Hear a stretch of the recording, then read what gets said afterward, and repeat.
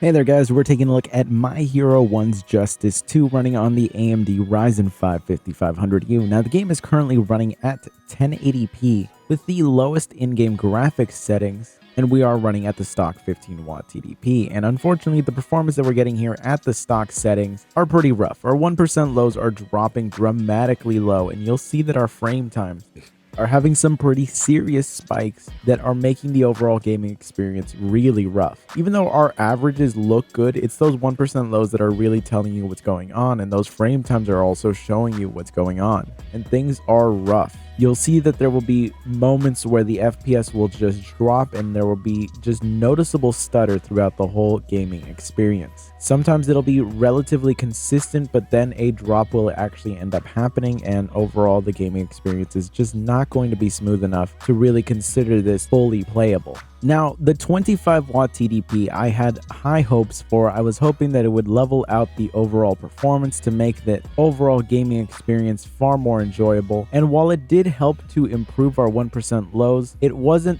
the most perfect experience. Overall, though, it is significantly better than where we were at the 15-watt TDP, but there will still be moments where the frame times will spike up a little bit, but in general, it is a far more playable experience. And I was happy to see the overall result. I had just hoped that the 1% lows would level out a bit more, especially when there's a lot of effects happening. That's when things will actually drop down. They don't ever drop down below 30, so the overall gaming experience is more than passable, but I was just hoping to see a little bit better than this. It definitely could be a lot worse though, and just raising the TDP by 10 watts really overall made the gaming experience far more doable here. And going all the way up to the 30-watt TDP, the game itself really does not seem to utilize that extra TDP by all that much. The overall 1% lows are not too far off from where we were at before, and you'll actually see that they will drop down noticeably here because the destruction in this game kills the overall performance. And it is something that is present in all of the different presets. It really just is map dependent. If there's a map that really has a lot of destruction in it,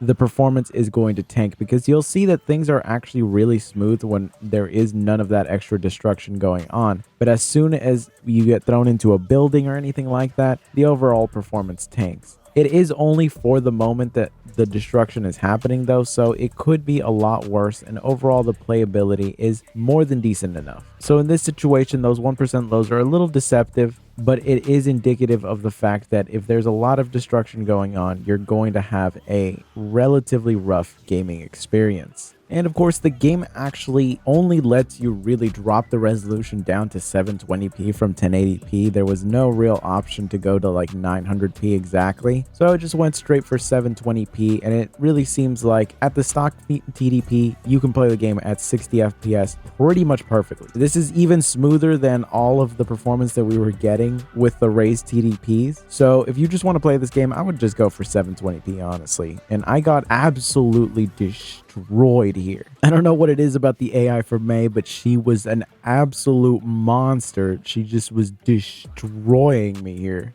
But overall, the performance that I was getting out of this was pretty fantastic. Even with all of the effects happening and destruction, it was not enough to bring down the overall experience. So 720p seems to be the way to go for this game. But anyways, I will catch you in the next one.